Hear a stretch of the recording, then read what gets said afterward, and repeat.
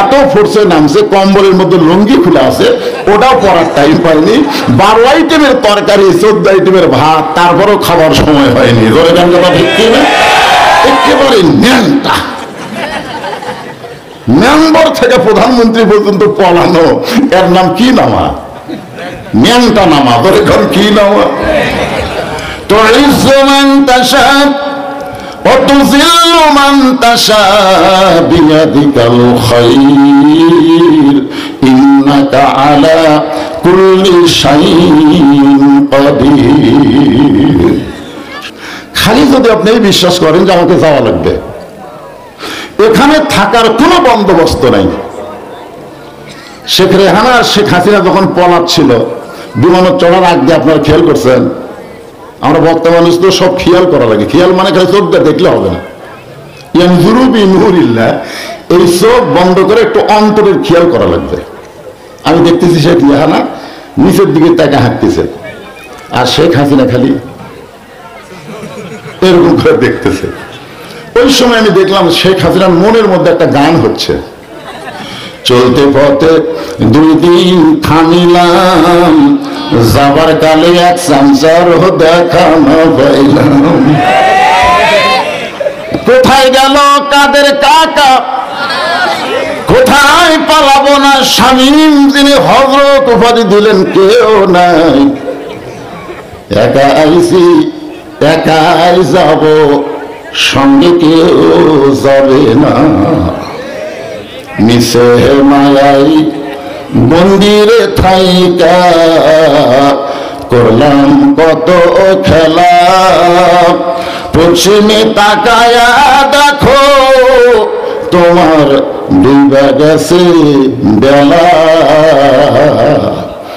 এক পলকের নাই ভরসা, এক পলকের নাই ভরসা, মিশে সকল আশা। কখন বুঝি দারুণ ঝড়ে ভাঙবে তোমার বাসা। হযরত মুসা কালিমুল্লাহ তুর পর্বতের কিনারায় দাঁড়িয়ে আছে। আল্লাহ বলতেছে, মুসা তোমার খবর কি? মুসা বলতেছে আলহামদুলিল্লাহ। মুসা নবী চিন্তা করে যে আল্লাহ তো আমার খবর নিল, আমি তো আল্লাহর খবর নেই, কারণ কথা বলার যোগ্যতা আছে, আছে না নাই? যার কারণে ডিগ্রি কি কালিমুল্লাহ।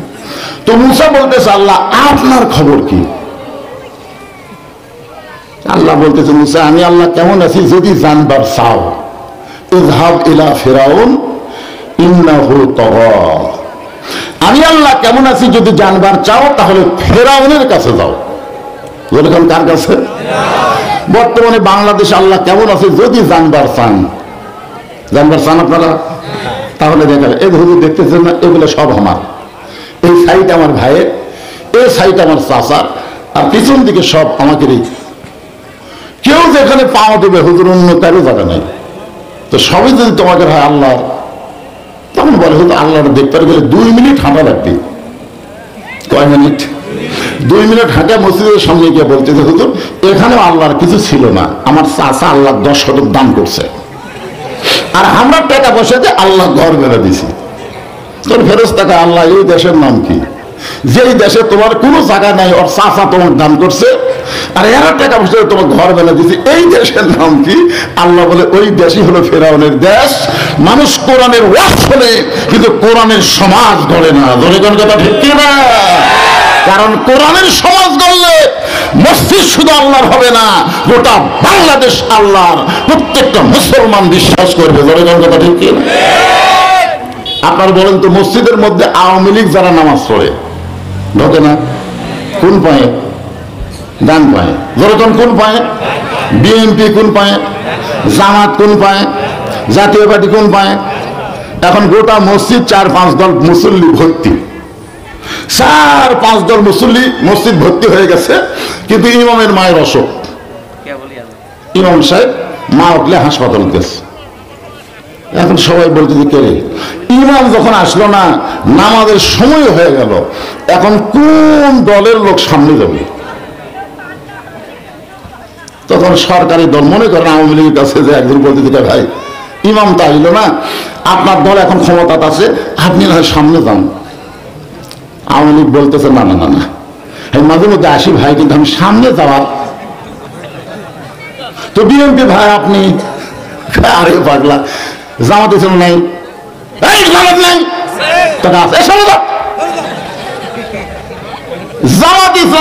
ইমামের জায়গা খেলা হচ্ছে। আওয়ামী লীগ বিএনপি জাতীয় পার্টি পায়ের গোড়ালির সঙ্গে গোড়ালি মিল করে কাতার শোনা করতেছে। ফেরেশতা বলে আল্লাহ তোমার ঘরের মধ্যে ঢোকার সাথে সাথে 14 দল 20 দল বাতিল হয়ে সবাই কাতারবদ্ধ হয়ে এক জামাত করতেছে, কারণ কি? আল্লাহ বলে মসজিদ যেমন আল্লাহর বাংলার মুসলমান বিশ্বাস করে, গোটা বাংলাদেশ আমি আল্লাহর বিশ্বাস করলে মসজিদের সৌন্দর্য সমাজের মধ্যে প্রতিষ্ঠা হবে। জনগণ কথা ঠিক। এখানে অ্যাডিশনাল ডিআইজি আছে, উনি মসজিদের সামনে কাতারে দাঁড়ায় দেখতেছে আর একজন মুসল্লি লাগবে, তাছাড়া কাতার পুরা হচ্ছে না। ডিআইজি সাহেব তাকায় দেখে দরজাতে একটা চৌকিদার খাড়া আছে। ডিআইজি ডাকতেছে আয়, চৌকিদার বলে না স্যার আপনি ডিআইজি, আমি চৌকিদার। ডিআইজি বলে পাগলা ওটা বেড়ার কথা, ওটা বাহিরের কথা রে পাগলা, ভিতরে আয়। জোরে যখন ডাক দিয়েছে চৌকিদার এসে, কিন্তু কাতারও যায় না, ভয় করে। কুটি ডিআইজি আর কুটি চৌকিদার। ডিআইজি স্যার এসে চৌকিদার হাত ধরে বলতেছে তুই কাতার চিনিস না, তুই কাতার চিনিস না, আর পায়ের গোড়ালির সঙ্গে গোড়ালি মিল কর।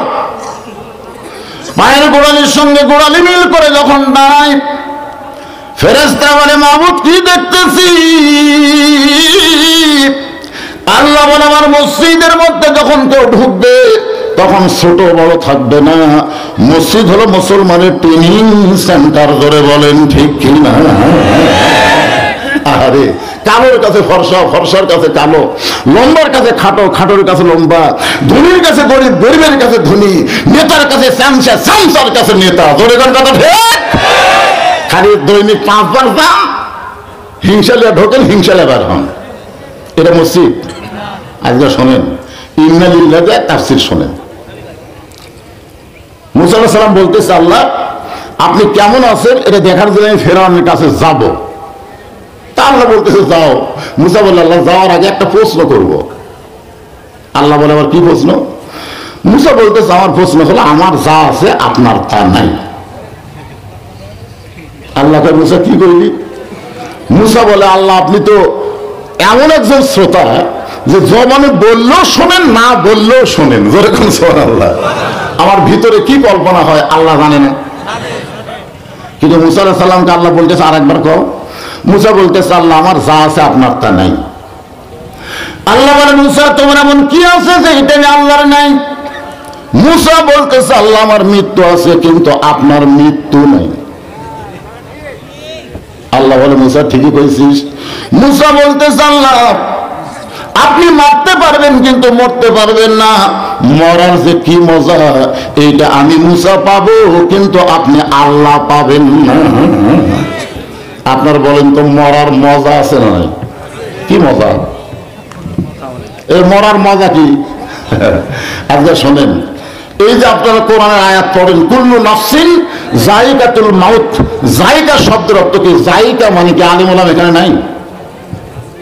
জায়গা শব্দের অর্থ হলো স্বাদ, জায়গা শব্দের অর্থ হলো মরা, মজা। সুবহানাল্লাহ বলেন। আল্লাহ বলে মুসা মৃত্যু তোমার কাছে কেমন মনে হয়? মুসা বলতেছে আল্লাহ দুনিয়ার জীবন আমাকে যত নিয়ামত দান করেছেন তার মধ্যে উত্তম নিয়ামতের নাম হলো মৃত্যু। আল্লাহ মুসা কি কইলা? বলে আপনি আমার যা দিচ্ছেন, নবী বানাচ্ছেন, কালিমুল্লাহ ডিগ্রি দিচ্ছেন, হাতত লাঠি দিচ্ছেন, বহু কিছু আপনি আমাকে নিয়ামত স্বরূপ দিয়েছেন আল্লাহ, কিন্তু সমস্ত নিয়ামতের চাইতে উত্তম নিয়ামতের নাম হলো মৃত্যু। আল্লাহ বলে মুসা মানুষ দুনিয়াতে যায় মরবারই চায় না, আর সেই মৃত্যু তোমার কাছে উত্তম মনে হওয়ার কারণ কি? মুসা বলতেছে আল্লাহ কারণ হলো 3টা। জোরে বলেন কয়টা? আরো জোরে। 1 নম্বর কারণ হলো না মরলে জান্নাতে যাওয়া যাবে না। আপনি আমার জন্য জান্নাত বানায় রাখছেন, সেই জান্নাতে যদি যাবার চাই না মরলে জান্নাতে যাওয়ার কোন রাস্তা আছে? আপনার কি জান্নাতে যাওয়ার চান? সত্যি চান? কারা কারা জান্নাতে যাওয়ার চান? তুই হাত তুলে আল্লাহরে হাত দেখান। লিল্লাহে তাকবীর। এখন আল্লাহ যদি বলে জান্নাতে যাও, তাহলে আপনারা কোন দিক দিয়ে যাবেন? হ্যাঁ, এই জন্যই তো লাইলাতুল মিরাজে আল্লাহর নবী যখন সমস্ত নবী রাসূলের ইমামতি করলেন বাইতুল মুকাদ্দাসের ভিতরে, যে বাইতুল মুকাদ্দাস নিয়ে হাজার হাজার ফিলিস্তিন মুসলমানকে ওরা হত্যা করতেছে, যেরকম কথা ঠিক কিনা? আপনারা বলেন তো, বাইতুল মুকাদ্দাস মসজিদ কার? মুসলমানের না ইহুদির? আরো যেরকম ওই বাইতুল মুকাদ্দাসে আমাদের নবী 2 রাকাত নামাজ পড়াছেন। ফেরেশতা জিবরাইল বলেন, হুজুর আপনি যে 2 রাকাত নামাজ পড়ালেন, আপনার পিছনে যারা নামাজ পড়ে এরা কারা? রাসূল বলে, আমি তো চিনি না। জিবরাইল বললেন, হুজুর সমস্ত নবী রাসূল আজকে আপনার পিছনে ইক্তেদা করে আপনাকে আল্লাহ ডিগ্রি দিল ইমামুল আম্বিয়া ইমামুল মুরসালিন। নবী বললেন, জিবরাইল ভাই তাহলে আমি একটু সমস্ত নবী করে দেখবার চাই। সঙ্গে সঙ্গে আল্লাহর পক্ষ থেকে একটা মেম্বার দেওয়া হলো। নবী সেই মেম্বারে দাঁড়ায় সমস্ত নবীর দিকে তাকায় আছেন, আর সমস্ত নবীরা আমাদের নবীর দিকে তাকায় আছে। সুবহানাল্লাহ। আমাদের নবী কি জানেন? আছেন আমার মুক্তার, আছেন আমার ব্যারিস্টার, সেই বিচারের হাইকোর্টেতে তিনি আমায় করবেন পার, আমি পাপী রাসূল জাবিন্দার। আল্লাহ যখন হাকিম হয় আমাদেরকে আসামি বানায় বিচার শুরু করবেন, ওই সময় আমাদের নবী উকিল হয়ে ব্যারিস্টার হয়ে আল্লাহর কাছে আমাদের ব্যাপারে ওকালতি করে আমাদেরকে সুপারিশ করে জান্নাতে পৌঁছায় দিবে। ওই সমস্ত নবীর মধ্যে কিন্তু ইউসুফ নবী আছিল। অনেকে বলে না ইউসুফ নবীকে আল্লাহকে খুব সুন্দর করে সৃষ্টি করছেন। আরে পাগলা, আমাদের নবীর কাছে ইউসুফ নবীর খাওয়া আছে। 4 সূর্য গ্রহ তারা তারি নূরের ইশারা, নূরে যে অন্ধকারে ডুবিত এই ধরনী, সবাই বলেন নবী মোর পরশমণি, নবী মোর সোনার খনি, নবী নাম ভাবে যে জন সেই তো দোজা হাড়ের ধনী। নবী সমস্ত নবী রাসূলের দিকে তাকায় দেখতেছে, সবার চেহারা থেকে আলো আসতেছে, আলো। নবীর চেহারা বুঝতেছেন না, কিন্তু একটা নবীর চেহারার মধ্যে কোনো আলো নেই। নবী জিবরাইলকে বললেন, ভাই জিবরাইল সমস্ত নবী রাসূলের চেহারা নূরানি চেহারা, কিন্তু একটা নবীর চেহারা নূর নেই, কারণ কি? জিবরাইল বললেন, হুজুর আপনি তাহলে তাকে ডাকেন। আমাদের নবী সেই নবীকে ডাক দিলেন, ও নবী একটু আসেন তো। ওই নবী যখন আমাদের নবীর কাছে আসলেন, নবী জিজ্ঞাসা করলেন, আপনার নাম কি? বলে, আমার নাম হলো ঈসা রুহুল আল্লাহ, ঈসা আলাইহিস সালাম। তো সমস্ত নবীর চেহারা আলো, আপনার তার চেহারা আলো নাই কেন? ঈসা নবী বলতেছে, আপনি জানেন না সমস্ত নবীরা জান্নাত থেকে আপনার পিছনে এসে নামাজ পড়লো, কিন্তু আমি যে জান্নাত থেকে আসতে পারিনি। আল্লাহ নবী বললেন, কি হলো?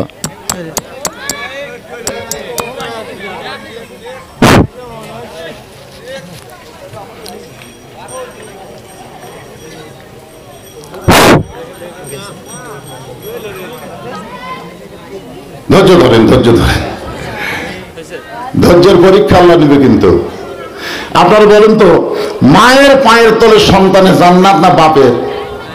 কি জন্যে?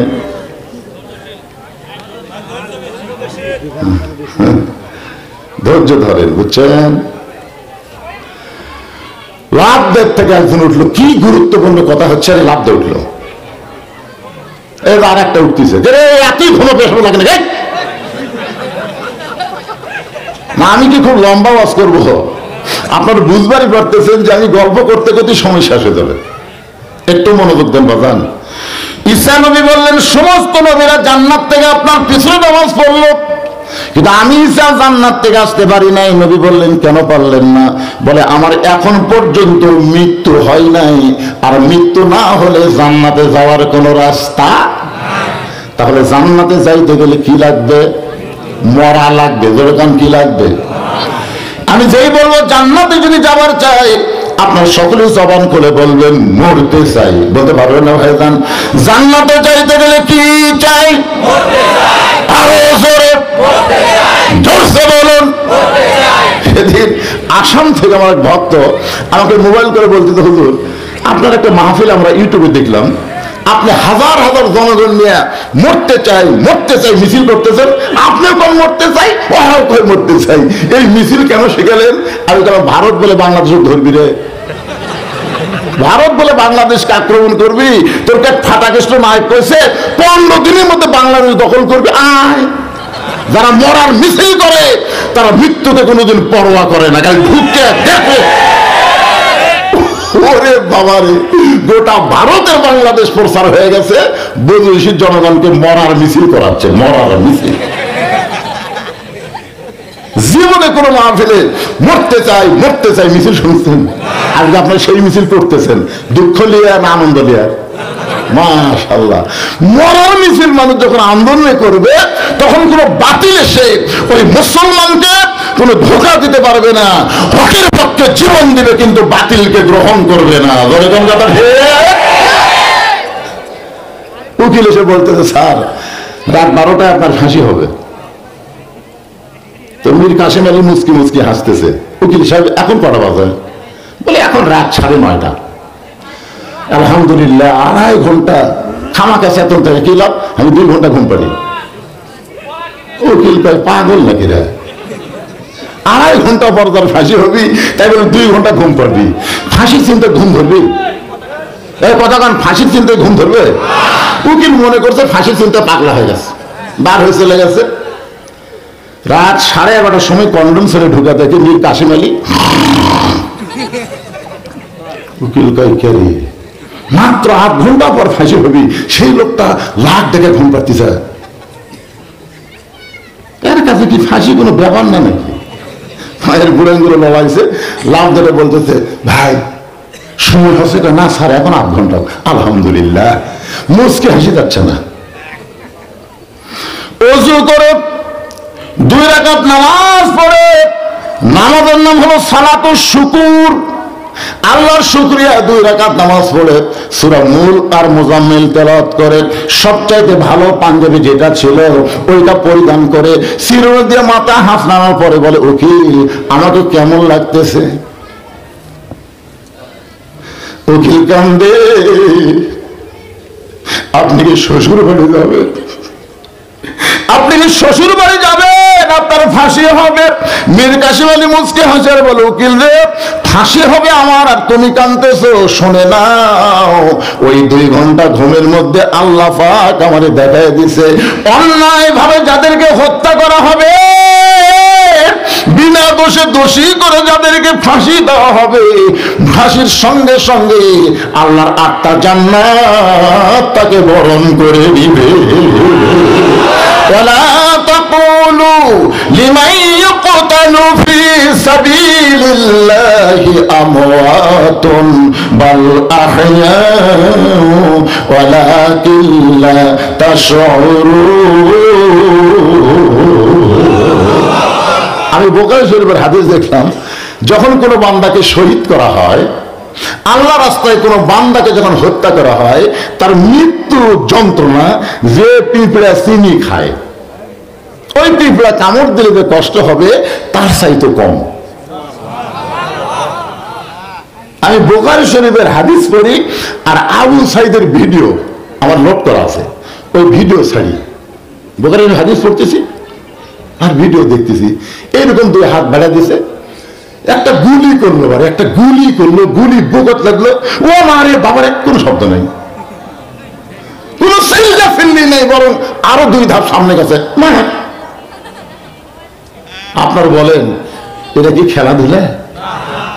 আবার একটা গুলি করলো, চিল্লা চিল্লি কোনো শব্দ নাই, আবার যখন সামনে দাঁড়ায় যায় আবার একটা গুলি করে। 2 জন বন্ধু এসে যখন হাত দেয় তখন আবু সাঈদ চলে গেল। আমি বিশ্বাস করলাম আর এই দুনিয়া থেকে বিদায় নেওয়াটা একটা পিঁপড়ার কামড়ের চাইতেও কম কষ্ট। আরে আমার যে গ্রামে জন্মেছি, এই গ্রামে 3 জন ছেলের নাম এবছরে হচ্ছে, এই 5 আগস্টের পরে আবু সাঈদ নাম তো সবাই খালি আবু সাঈদ। আমি বললাম কেবারে আরো আছে, ইয়ামিন আছে, মুগ্ধ আছে, অনেক ভালো ভালো নাম আছে, সেগুলো রাখো। কয় না হুজুর আবু সাঈদ আগে রাখি তো। আমার খালা খালাতো বোনের মেয়ে হয়েছে বহুদিন পর, তকবির করে। খালা আমাকে মোবাইল করে বললো, বাবা তোমার বোনের একটা মেয়ে হয়েছে, একটা ভালো নাম থতো।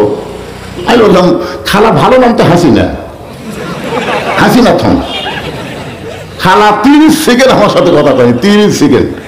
আমি মোবাইল ধরে, খালা কি এই যে আলেম না জালেম নাই, তোর কাছে বললাম একটা ভালো নাম থো, আর তুই হাসিনা খুনির নাম কস।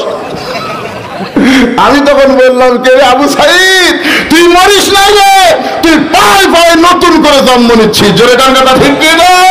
হাসিনা রে, তুই পচে গেছিস, তোর নাম মানুষ মুখে নিলে দুর্গন্ধ হয়, মেসওয়াক করবি। জোরে টাঙ্গাটা ঠিক কথা বলে। হায় হায় রে, কি বুঝতেছেন? মরতে চাই, মরতে চান না ভাইজান? কিসের জন্যে? আল্লাহ কিন্তু শুনতেছে, জান্নাতের জন্যে। জান্নাতে যাইতে গেলে মরতে হবে। এই মৃত্যু সম্পর্কে আল্লাহ কোরআনে বললেন, ইয়া আইয়ুহাল্লাযীনা আমানু আত্তাকুল্লাহা হাক্কা তুকাতিহি ওয়া লা তামুতুন্না ইল্লা ওয়া আনতুম মুসলিমুন।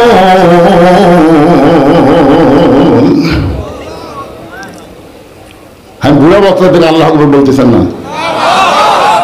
এর আগেকার ছোট বক্তা বাস করলো, তরুণ বক্তা কি কোরআনের আয়াত শুনলে ইমান বাড়ে না কমে? বাড়ে।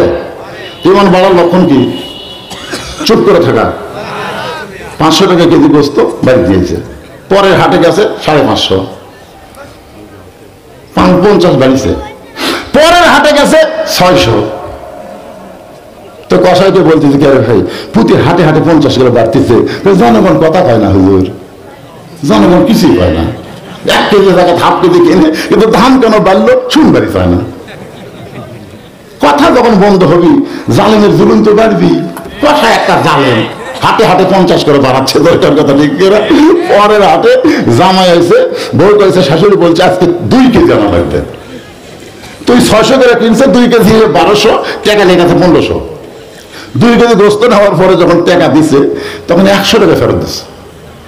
তো বলে, কে ভাই 1200 টাকা 1400, দাম বাড়তেছে। দেখতেছে না, এটা হবে না। আস্তে করে গোস্তের টোপলা থুইয়া কষার উপর থেকে দাও হচ্ছে, দাও তো গোস্ত খপ করে দাও লিয়া, যে খাটার উপর গোস্ত কাটে মারছে লাত্তি মারা কষার ঘাড়ত দাও ধরে বলতেছে, এখন বল কত করে কেজি, এখন বল। তখন বলতেছে, আপনি যা দেবেন তাই, আপনার কাছে কোনো দরদাম নেই। বাংলার জনগণ জবান বন্ধ থাকার কারণে দিনের ভোর রাতে হচ্ছে বিনা ভোটে সরকার গঠন করেছে, শুধু জবান বন্ধ থাকার কারণে। 24-এ 5ই আগস্টে জবান খুললো ঠিকই, কিন্তু আর আগে খোলা লাগতো। কথা ঠিক না? গোসল দাম এত হলি তাই। সবচাইতে বড় জবান হচ্ছে তাকবীর দেওয়া, কারণ শয়তান এত বেজার হয়, আল্লাহ এত খুশি হয়। দরকার সুবহানাল্লাহ, লিল্লাহি তাকবীর। কি ঘুম ধরতেছে নাকি? কি বাজার এলা কি?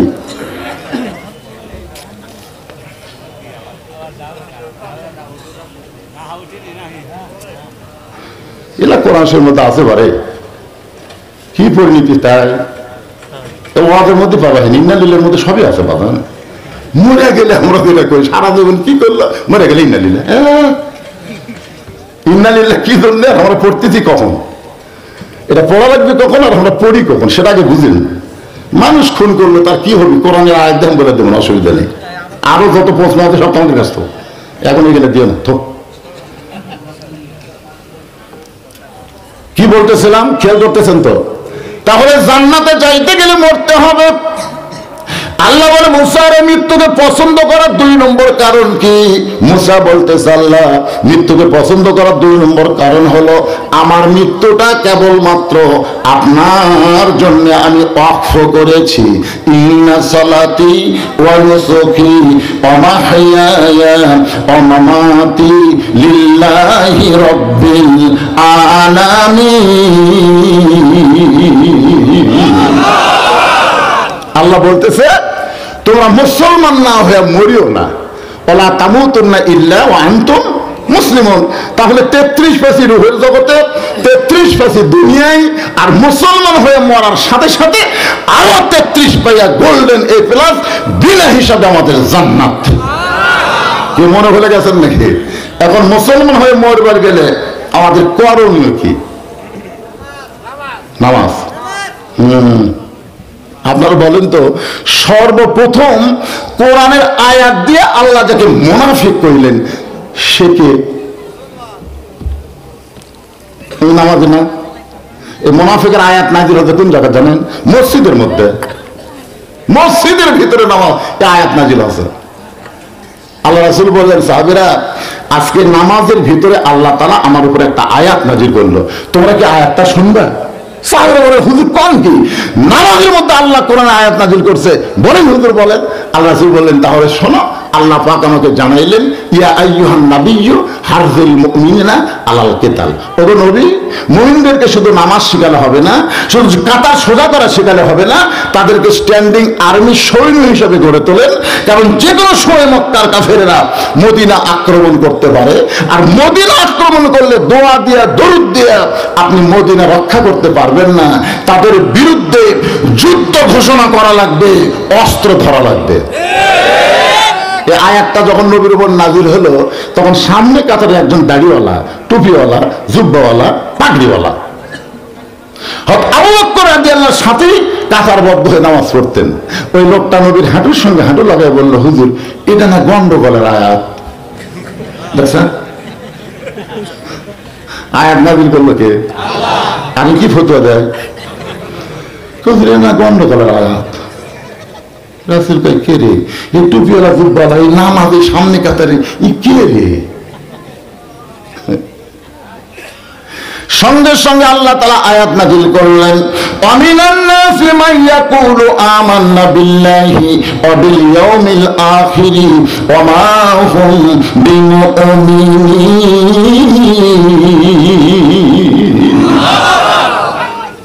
নামাজ না, এখানে আল্লাহ বলতেছেন আত্তাকুল্লাহ, ইয়া আইয়ুহাল্লাযীনা আমানু তাকুল্লাহ। কার ভয়? এখনই আসরের নামাজ পড়ছে, পরে জমির ধান দেখবার গেছে, যা দেখো ওপর জমির পানি খালি চলমল করতেছে, নিচে আর জমির পানি নেই। এত পানি উপর, আমাদের পানি নেই। তখন চারিদিকে তাকাছে, চারিদিকে তাকা দেখে কেউ নেই, কেউ নেই। আস্তে করে বসে বিসমিল্লাহ করে আল কাটছে, বিসমিল্লাহ। আয় আয়, এখন বাংলাদেশে কতগুলো বিসমিল্লাহর দল বার আছে, ধরে কোন কথা ঠিক কেনা শালা। আমার নেতার চরিত্র ফুলের মতন পবিত্র, নামাজ পড়ে না এক অর্থ। ওরা বিসমিল্লাহ ঠিক বিসমিল্লাহ মনে করে বিসমিল্লাহ করলি হালাল, বিসমিল্লাহ করে আল কাটছে। আল কাটা ওই পানি দিয়ে হাত ধোছে, ধুয়ে উপর দিকে তাকায়, চারিদিকে তাকায় বলতেছে আলহামদুলিল্লাহ, কেউ দেখেনি। তখন দুই কান্দের দুই ফেরেশতা বলতেছে, আল্লাহ এই যে আগে একবার দেখলো কেউ নেই, আবার হাত দিয়ে আল কাটলো বিসমিল্লাহ কয়ে, আবার ওইটা আলহামদুলিল্লাহ কয়ে বললো কেউ দেখেনি। তা আমরা দুই কান্দের ফেরেশতা কি ঘুম পাড়তেছি কি? তোমার দুই কান্দে দুই মোহরি লিখিতেছেন ডায়েরি, দলিল দেখে রায় দিবে, টাকা পয়সার নাই কারবার। কিরামান কাতিবিনা ইয়ালামুনা মা তাফআলুন।